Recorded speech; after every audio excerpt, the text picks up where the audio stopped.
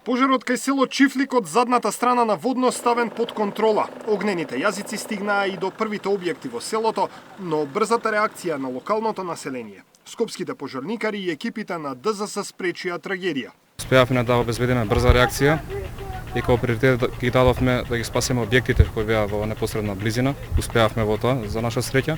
Меѓутоа деловно пожарот е ставен под контрола, во делот каде што може да пристапиме од терен. Пред се спречи ширење кон соседните објекти да се заштитат, а потоа се действуваше и во насока кон парк шумата Волнат, приведејќи во близина се веќе борови насади кои што се екстремно тешки за гасење при вакви температури и ветер.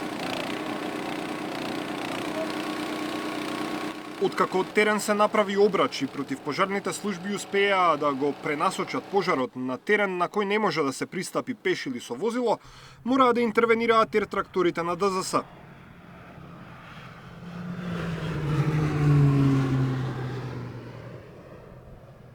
Скопските пожарникари денеска мораа да се подалат во интервенциите, бидејќи речиси во исто време гореше и во Волково на другата страна од градот. Беше пожарена сува тревах и ѓубриште, која се прошири за жал на една стамбена куќа, напуштена додуше, но куќа каде што беше опожарена.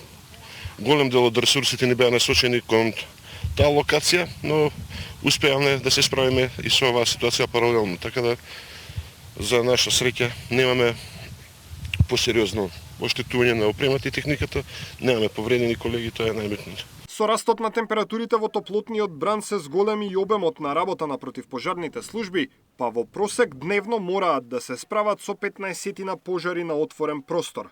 Надлежните бараат поголема внимателност и совест, зашто поради топлотниот бран кој ја погоди Европа и големиот број на пожари во Шпанија, Франција и Италија, можностите за барање помош преку Европскиот механизам за справување со пожари се драстично намалени.